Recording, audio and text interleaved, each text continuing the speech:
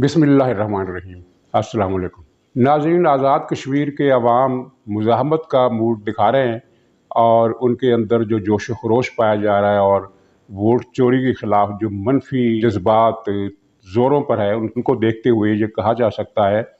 कि अगर वोट चोर हज़रात ने इस फैक्टर को पर ध्यान न दिया तो नताइज जो है वो पाकिस्तान के लिए अच्छे नहीं होंगे। और हो सकता है इमरान खान की यही कोशिश हो कि वो आज़ाद कश्मीर में ऐसा बहरान कर दे, ऐसा बहरान पैदा कर दे कि मोदी साहब का रास्ता साफ हो जाए। इस पर मैं थोड़ी सी बात करूंगा, लेकिन इससे पहले एक बहुत अहम वाक़े पर, ज़ाहिर है जिसे प्रेस में तो इतनी कवरेज नहीं मिलती, लेकिन वो अपने असरात के लिहाज से बहुत अहम वाक़या है, और वो ये है कि लाहौर में कल वकला का कन्वेंशन हुआ जिसमें हामिद खां और लतीफ़ खोसो समेत मुतअद्दिद वकील रहनुमाओं ने, कानूनदानों ने खिताब किया। इस खिताब में उन्होंने कुछ अहम अमूर की तरफ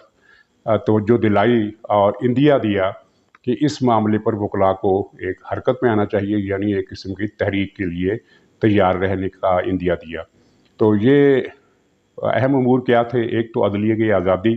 और दूसरे हुकूमत और उसके कारंदे अदलिया में जिस तरह अकरबा परवरी कर रहे हैं और मेरिट को तोड़ रहे हैं और मेरिट की खिलाफ वर्जी करते हुए अपने खुशामदी हज़रात को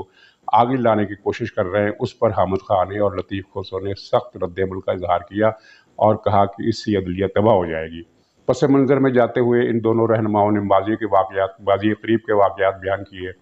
और जिस तरह जस्टिस शौकत सिद्दीकी के साथ किया गया सलूक, उस पर उन्होंने रोशनी डाली और ये बताया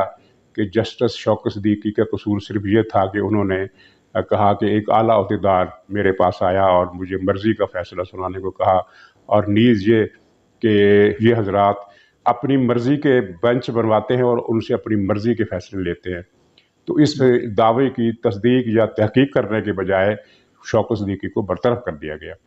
और इसी तरह उन्होंने फ़ाइज़ ईसा के बारे में बात की कि उन्होंने सिर्फ ये कहा था कि हलफ की पासदारी करनी चाहिए। तो इतनी सी बात पर उनको निशान इबरत बनाने का फ़ैसला कर लिया गया, और फिर जो उनको हुआ वो सबके सामने है। ये उनके ख़यालात थे, और मेरा तबसरा इसमें यह है इजाफ़ी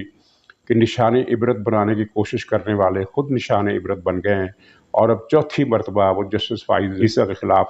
एक बहुत ही भूंडी किस्म की जंग लड़ने की कोशिश कर रहे हैं। एक नया तरमीमी दरख्वास्त दायर की है, आज इसकी तफसीलात आपको मालूम हो चुकी हैं, और उसमें जजों के ख़िलाफ़ बड़ी गंदी ज़बान इस्तेमाल की गई है। तो इसका नतीजा भी जो निकलेगा वो सो निकलेगा, लेकिन इससे इमरान खान ने अपनी रुसवाई में इजाफ़ा कर लिया, और रुसवाई में इस इजाफ़े का सेहरा वो अल्ताफ़ हुसैन के करंदे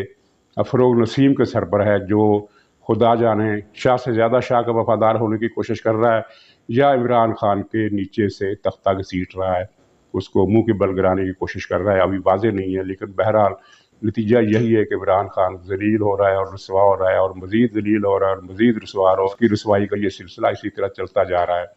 तो ये फ़रोग़ नसीम है, शहज़ाद अकबर है, इन लोगों के कारनामों की वजह से इमरान खान को अपने हिस्से की रुसवाई, बल्कि अपने हिस्से से ज़्यादा की रुसवाई मिल रही है। तो ये तो मेरा जुमला था, मेरा तबसरा था। तो वकला रहनुमाओं ने एक बड़ी पुरजोश तकरीरें की और पंजाब बार के इलेक्शन में कामयाबी के लिए एक अज़म का इजहार किया। यहाँ आपके इल्म में ये बात लाना ज़रूरी है, बल्कि शायद आपको पता ही होगा कि पेशावर, कोयटा और सिंध तीनों जगह जमहूरियत पसंद, आइन पसंद, कानून पसंद वकला इलेक्शन जीते हैं, और इन तीनों सूबों की बार कौंसिलें हैं, उन्होंने हमेशा जमहूरियत और आइन के हक़ में फ़ैसले दिए हैं। और जब भी कोई इंसानी हकूक़ की खिलाफ वर्जी का इशू उठता है या आइन या कानून को तोड़ने का इशू उठता है, तो ये तीनों बार कौंसिलें अपनी आवाज़ बुलंद करती हैं, जबकि इसके बरक्स पंजाब बार कौंसिल में ये मसला नहीं हो रहा। तो उम्मीद है कि इस मरतबा पंजाब बार कौंसिल का इलेक्शन भी ये जमहूरियत पसंद जीत जाएंगे, और इस तरह सुप्रीम कोर्ट बार से लेकर सूबाई बार तक हर जगह आइन और कानून के जो हामी हैं वो सामने आ जाएंगे। और नाज़रीन, अगर ये मामला तहरीक की शक्ल इख्तियार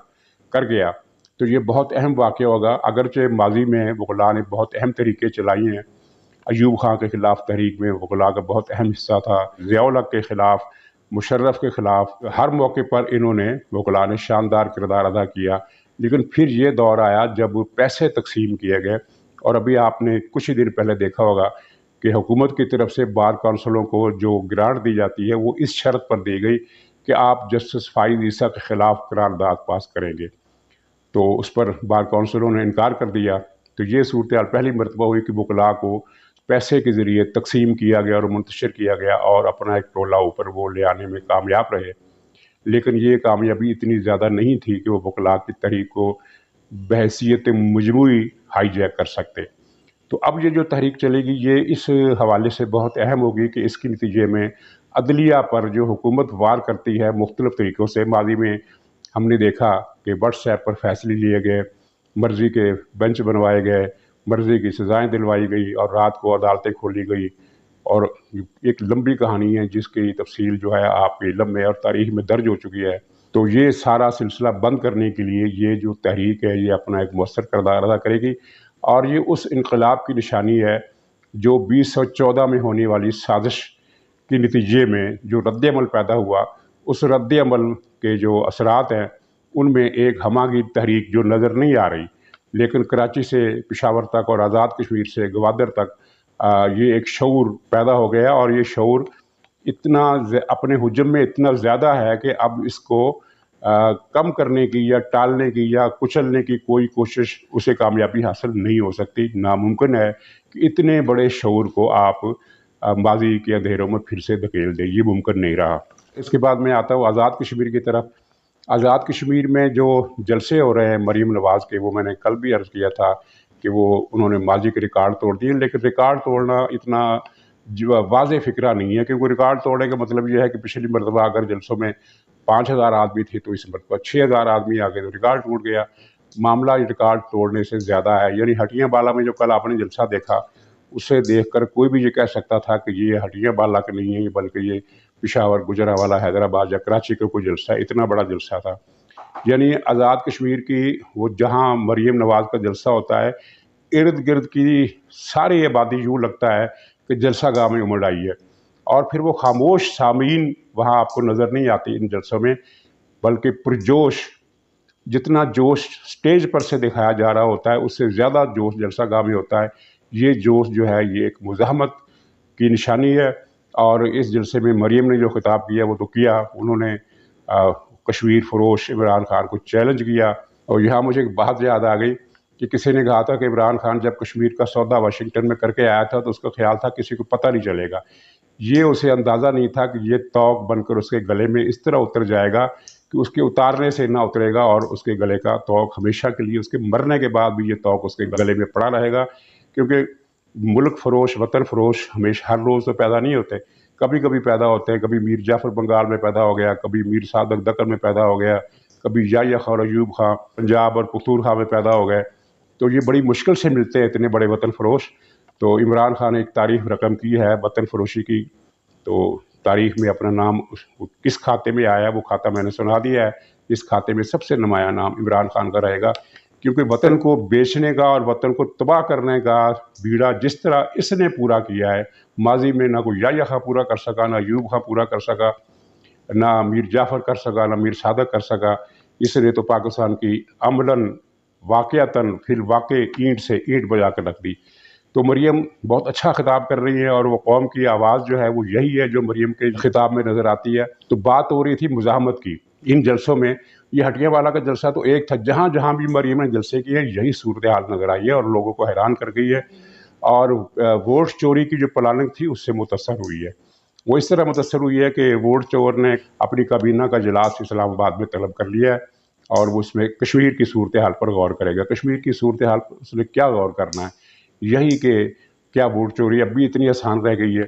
صورتحال یہ ہے کہ وہاں پیپلز پارٹی کے جلسے بھی ہو رہے ہیں، اگرچہ بہت بڑے نہیں ہو رہے لیکن بہرحال کافی توجہ طلب اور قابل ذکر حد تک حاضرین میں ہوتی ہے۔ اگر کسی کے جلسے نظر نہیں آ رہے ہو تو پی ٹی آئی ہے، میں نے پہلے بھی عرض کیا تھا کہ وہ شادی کی شامیانے میں جتنے لوگ آتے ہیں اتنی اس کے جلسہ گاہ میں آتے ہیں، اور ان کے جلسے زیادہ بھی نہیں ہوئے ہیں۔ پی ٹی آئی کے ایک صاحب ٹی وی پر بتا رہے تھے، بلکہ اس صاحب کیا وہ کپتان کا جو ذاتی کالم نگار ہے وہ کہہ رہا تھا کہ جلسوں ولسوں سے کیا فرق پڑتا ہے، کشمیر میں جیتے گا عمران خان، یعنی وہ ووٹ چوری کے منصوبے کا ذکر کر رہا تھا، لیکن اس کو خود اس کا اپنا یقین متزلزل تھا۔ 2-3 پروگرام جو پہلے اس نے کیے اس کے مقابلے میں اس طرح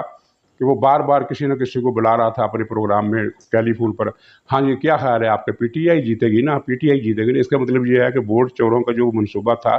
اس میں نہ کہیں کوئی خرابی، کوئی کمزوری، کوئی اس کو زد پہنچی ہے. شاید میں دعویٰ سے نہیں کرتا لیکن شاید